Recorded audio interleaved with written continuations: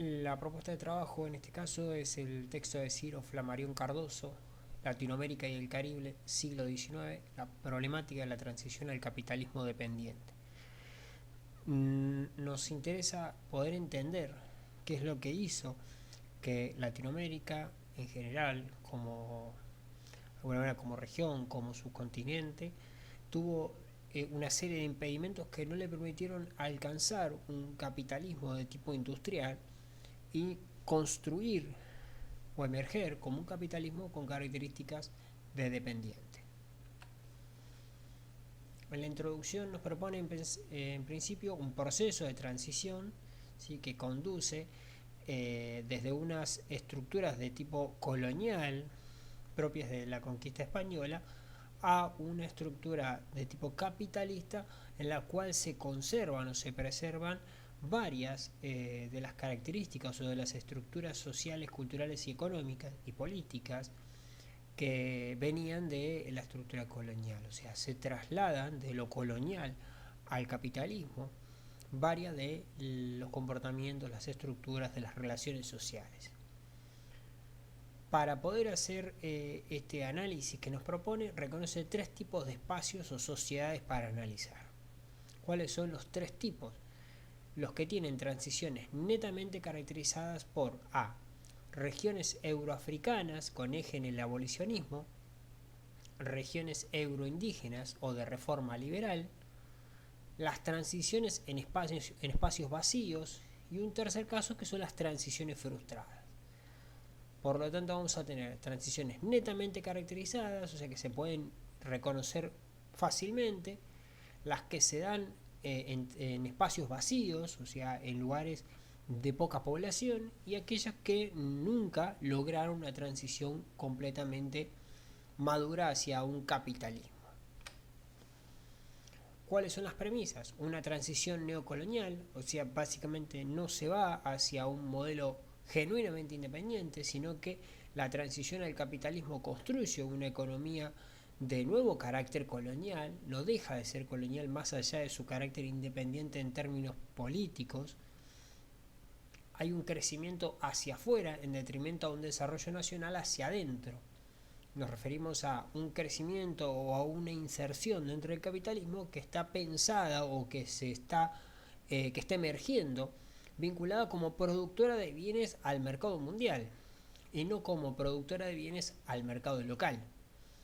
Entonces los movimientos de independencia tienen un mayor o menor grado de participación popular y por lo tanto van a aparecer en esos movimientos de independencia algunos movimientos de independencia fácil, entre comillas, como es el caso de Brasil, donde es básicamente una estructura sucesoria del rey a su hijo, o un proceso difícil, como podríamos decir el de Venezuela, con un intento de Miranda, un segundo intento de Bolívar asociado a Miranda, un tercer intento de Bolívar solo, ese Bolívar luego aliado con San Martín, o sea, todo ese proceso, ¿sí?, que hace difícil una independencia, también se convierte de alguna manera en un condicionante para el desarrollo capitalista en Latinoamérica. En otro caso podríamos tener la mayor o menor importancia de la inmigración, o sea, de la fuente de mano de obra en el siglo XIX. Uno de los problemas o de las cuestiones es la superación del esclavismo en esos espacios donde la mayoría de la población está constituida por población esclavizada. ¿Cuáles son los factores generales de esa abolición? Una continuidad de la trata para para el abastecimiento del mercado de la mano de obra abundante y relativamente barata. O sea, ¿cuál es el problema? ¿Por qué desaparece el esclavismo? Porque cuesta, ¿sí?, sostener la provisión de mano de obra esclavizada, ¿no? Un segundo punto de por qué el esclavismo entra en crisis es que existen coyunturas económicas que permitan grandes beneficios sin necesidad de racionalizar la producción. Una tercera opción para la superación del esclavismo es justamente la inexistencia de una producción competitiva basada en mano de obra asalariada. Estos son los motivos por los cuales el esclavismo podría o no sobrevivir a esta inserción al capitalismo. Entonces dice, bueno, continuidad para abastecimiento de mano de obra. Vayamos al primer punto. Entonces, las dimensiones macrohistóricas marcan una cuestión que es el advenimiento del capitalismo mundial. Esto está por encima de toda la discusión. Entonces, el primer momento de ese capitalismo exitoso no alcanza para explicar la desaparición de la trata. No podemos decir que por la emergencia de este capitalismo exitoso que tiende a expandirse por el mundo, que trata de conquistar todos los mercados, es que va a abolirse la esclavitud. Básicamente la trata. Separemos la trata de la esclavitud. La trata sería el mercadeo de personas esclavizadas, y la esclavitud es la institución de personas que están esclavizadas, ¿sí? Yo puedo prohibir la compra y venta de nuevos esclavos, pero no los esclavos que están. En 1807, Gran Bretaña abole la trata, o sea, abole el mercado, ¿sí?, de personas esclavizadas, no la esclavitud. O sea, la esclavitud la abole Francia primero, y no la trata. La trata la abole Gran Bretaña. Una vez abolida la trata, Gran Bretaña genera presiones al resto de los países para que no compren ni vendan esclavos. Entonces, una solución en Brasil fue comprar los esclavos a las provincias del propio Brasil, donde eran provincias menos prósperas. Entonces yo tenía un esclavo para producción de carne, cuando era mucho más rentable un esclavo en la producción de azúcar. Por lo tanto, en las provincias de Brasil donde se producía carne, ¿sí?, se vendían los esclavos a las provincias que producían azúcar. Entonces se produce un proceso de trata interna a Brasil. ¿Cuáles son las coyunturas económicas que permiten beneficios sin racionalizar la producción? Bueno, en el caso brasileño aparecen los ferrocarriles y permiten entonces ahorrar mano de obra esclava para trasladar los bienes. Entonces yo produzco azúcar y tengo que trasladar los sacos con azúcar, los cajones con azúcar. Uso esclavos que pueden ir en carretas, pueden ir en rocas de mula, pero son los esclavos los que las trasladan. Con la aparición del ferrocarril eso me permite ahorrar el trabajo esclavo y seguir usándolo en la producción. Entonces no necesito, por la competencia del capitalismo, dejar de utilizar esclavos. No, gracias al capitalismo y a la expansión del ferrocarril propio del capitalismo, yo puedo ahorrarme esclavos que me están prohibiendo comprar en el mercado internacional. El auge cafetalero en esta coyuntura, ¿sí?, empuja un abolicionismo y empuja el traslado de esos esclavos a actividades domésticas a las actividades productivas. Un proceso similar al que recién mencionábamos entre provincias y provincias. De las provincias, por ejemplo, ganaderas a las provincias azucateras, o podríamos hacerlo en términos de las actividades domésticas, o sea, los esclavos que limpian, que barren, que arreglan herramientas de la estancia, de la hacienda, ahora trasladarlos solamente a la producción más rentable o vendérselos a aquellos productores que hacen actividades más rentables. Entonces, en esa coyuntura económica, como es el auge cafetalero, lo que yo hago es buscar un beneficio sin racionalizar la producción. No busco más tecnología, no busco mano de obra libre, sino aprovechar mejor los esclavos, los pocos que quedan, los pocos de los cuales me puedo aprovechar. Entonces hay una inexistencia, dice el último punto, una inexistencia de una producción competitiva basada en la mano de obra salarial. ¿Cuál es el por qué la abolición tarda tanto en desaparecer? Porque no hay al lado una empresa que compita en el mercado por ese mismo producto. Cuando lo empiece a haber, será justamente la que cuestione la existencia del esclavismo. Ese desarrollo capitalista se lleva a la destrucción del esclavismo. Básicamente partiendo de un concepto esencial del marxismo, del materialismo dialéctico, del materialismo histórico, donde Marx dice que justamente el capitalismo tiende a subyugar a todas las otras relaciones de producción a su formato, a la lógica de la plusvalía, a la lógica del trabajo asalariado. Porque básicamente necesita que todos los productores, ¿sí?, salgan a vender su fuerza de trabajo, de esa manera ofrecer mayor fuerza de trabajo abarata el costo o los valores de la fuerza de trabajo. Entonces el capitalismo, dice, entendido en dos esferas, en un núcleo capitalista dominante en Europa y en un desarrollo interno en América de sectores modernos que terminaron por chocar con el esclavismo. ¿Esto qué quiere decir? Que tenemos una Europa que le está demandando, como el caso que hasta acá se viene planteando, que es el caso del café, y un desarrollo interno del caso de Brasil, de sectores que se dicen modernos, que requieren justamente de la liberación de los esclavos para entrar a este modo de producción capitalista en las condiciones que el mercado mundial está exigiendo. Entonces hay un empuje del modernismo para chocar con este modo esclavista. Entonces, ¿cuáles son los diferentes procesos de abolición? Hay un primer proceso bien marcado que es el de Haití, la Revolución Social y Nacional de entre 1790 y 1804, donde básicamente en Haití se abole toda la relación no solamente de la trata, sino justamente la institución de esclavitud.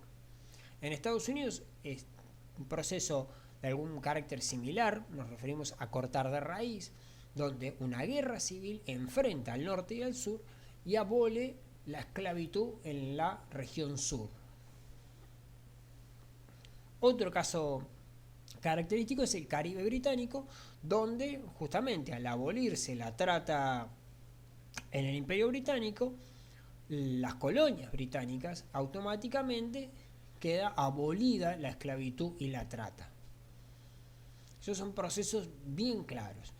Otro grupo es el de Brasil y el de Cuba, donde el proceso es más lento y está vinculado tanto a las presiones que Inglaterra está generando, ¿sí?, pero también a una pérdida gradual en la importancia, a lo inviable que se hace poco a poco en estas economías que tratan de insertarse en un mercado mundial con ciertas características. Entonces, el mercado de mano de obra después de la abolición, ¿qué características va a tener? Marca tres similitudes. Una primera similitud, ¿sí? Entonces hay una abolición que está seguida de una economía en expansión. Pero esa economía en expansión, que ya se ve en el capítulo 3 de Alain Rouquier, trae aparejada, ¿sí?, la existencia de una pequeña propiedad. Entonces voy a tener un esclavo que va a ocupar una pequeña parcela, como lo hacía cuando era esclavo, y ahora lo están liberando, este pequeño liberto, tiene una pequeña parcela, accede a una porción de tierra, y lo que va a aparecer es la desaparición de la institución de la esclavitud, pero la existencia de relaciones que tienen cierto grado de relación con la esclavitud. Nos referimos a la similitud número 2, donde la esclavitud se convierte en relaciones sociales de dependencia personal, donde por medio de esa parcela o el acceso a la pequeña parcela, el dueño de la tierra, el antiguo amo, conserva relaciones sociales estrechas de dependencia personal con su ex esclavo. La similitud número 3, que hace referencia al abolicionismo, donde justamente ese abolicionismo, al no resultar de una rebelión esclava, implica una liberación pactada, acordada y generada por quienes dominan. Por lo tanto, esa bondad de los abolicionistas que dominan hace de una deuda, de un clientelismo en aquellos que eran dominados y que ahora se los ha liberado. Entonces, el significado económico de las reformas liberales. Estamos pensando en el modelo de el mundo euroindígena, como lo llama Cardoso. Dice, acá está presente la supervivencia de estructuras agrarias comunitarias. O sea, el Calpulli y el Ayllu que ya habíamos trabajado, es evidente que se preservaron durante toda la colonia con una serie de modificaciones. Básicamente esas modificaciones están asociadas no a sostener a la comunidad indígena como se hacía en el modelo prehispánico, sino además de sostener a la comunidad indígena, insertarse dentro de la estructura económica colonial como proveedores del aparato minero. Nos referimos a producir comida, insumos, herramientas en general para el aparato minero.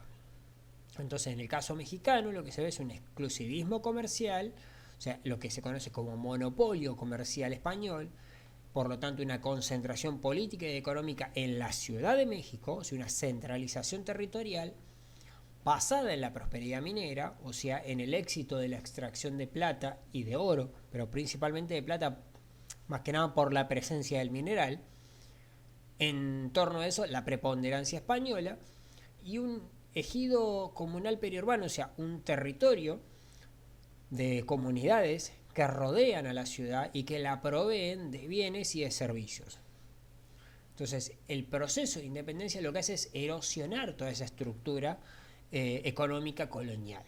Básicamente, al de alguna manera desmantelar la estructura minera y la estructura minera de exportación a España, lo que hace es desmantelar todo el pilar de la estructura, la columna vertebral de la estructura productiva y económica del México colonial. Entonces, luego de la independencia se dan una serie de reformas que implican, en principio, lo que se conoce como la amortización de los bienes comunales o los bienes del clero, que es toda tierra que le pertenecía a la iglesia pasa a ser del Estado y en ese mismo acto pasa a ser vendida, rematada. De esa manera el Estado obtiene recursos inmediatos y líquidos en dinero, mientras que el sector dominante, la emergente clase dirigente, se hace de propiedad de la tierra y se va creando una especie de mercado de tierras. De esa manera las reformas contienen el latifundio, o sea, no lo combaten, pero tampoco facilitan que se expanda tan rápido. Se extiende una propiedad media y se conserva la pequeña propiedad.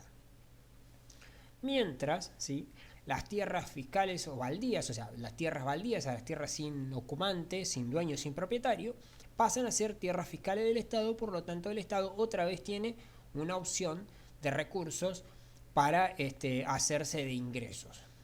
Mientras que la introducción y construcción de los ferrocarriles le permite ocupar nuevos espacios y por lo tanto sumar a varias de estas tierras a la estructura productiva, básicamente por la opción del acceso a las vías de comunicación. Mientras que el libre cambio y los vínculos económicos con el mercado mundial otra vez permiten que estas tierras, sumadas al ámbito productivo e incorporadas a las vías de comunicación, puedan ser propensas a integrarse rápidamente al mercado mundial.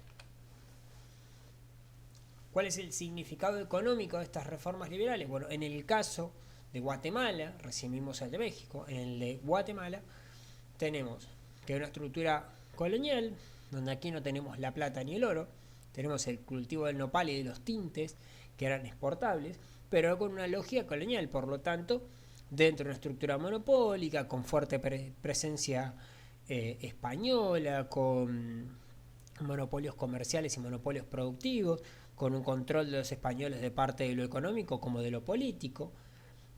Pero luego de la independencia y el frustrado intento de lo que se conoció como la Confederación Centroamericana, Guatemala emerge como una economía básicamente cafetalera.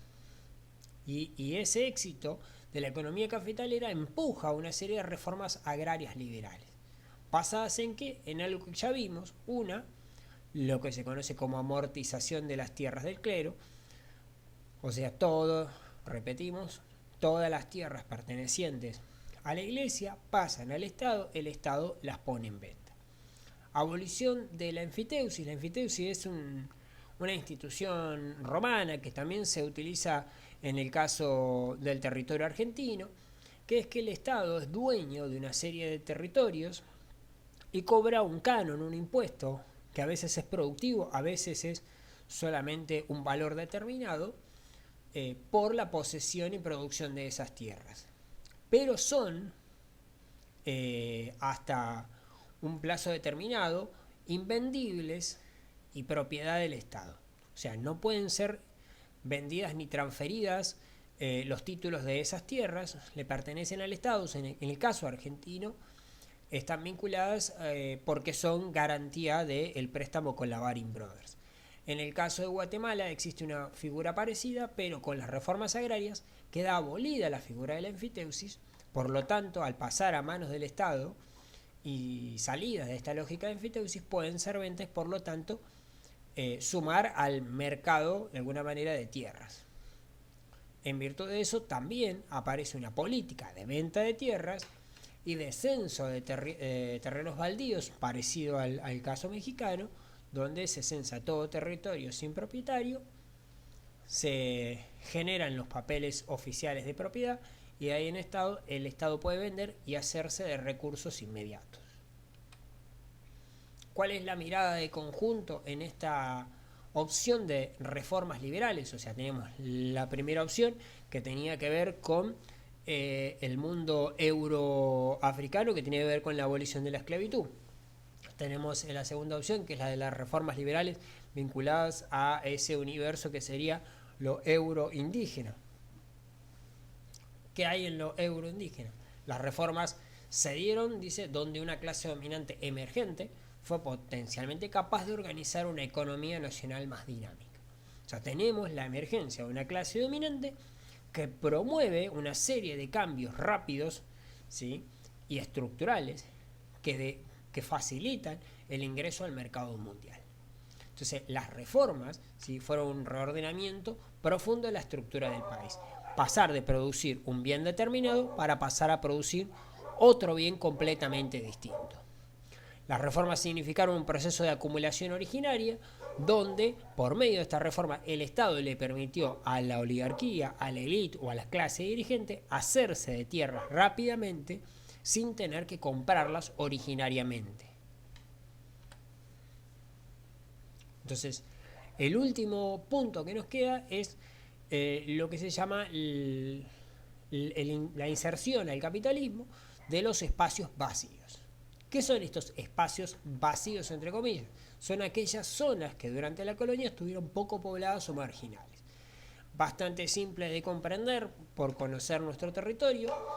Es el sur de Brasil, Uruguay, La Pampa, la Patagonia Argentina, parte considerable de Chile, más que nada del sur de Chile, la Amazonía brasileña y Costa Rica.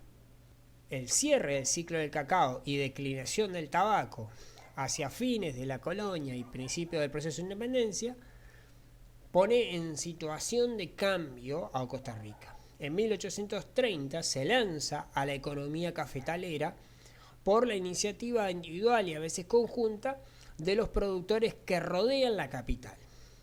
El éxito de esta economía o de la inserción rápida dentro del mercado mundial incorpora rápidamente la apropiación de baldíos, de tierras sin dueño.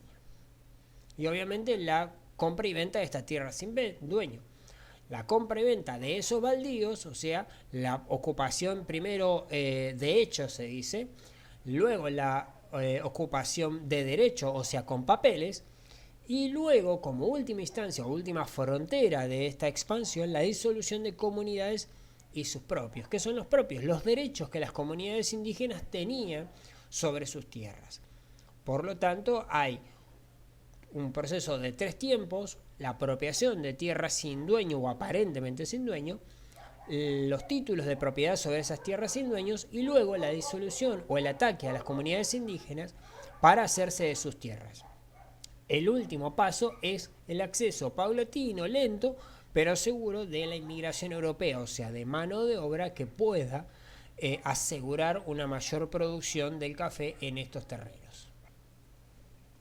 El caso argentino, que ya manejamos, pero es válido repasarlo, hay una expansión ganadera entre 1810 y 1852, según Cardoso. Entre 1850 y 1860 una expansión dentro de esta expansión ganadera que está vinculada a las ovejas de raza merino.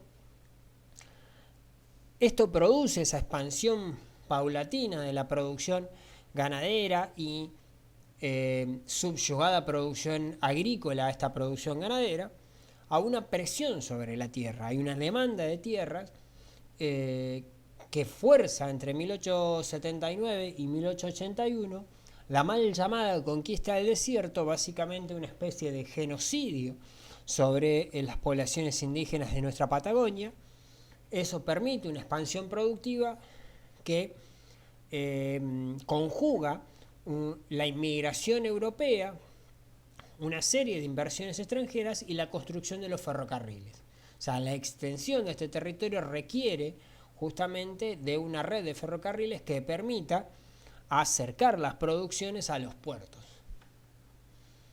Los puntos en común es una frontera agrícola extensiva, o sea, no intensiva, no que produce más en espacios cortos, sino que para producir más necesita más tierra, una demanda externa europea constante de estos bienes ganaderos y la existencia de transportes que permitan sacar estos bienes desde territorios alejados a los puertos.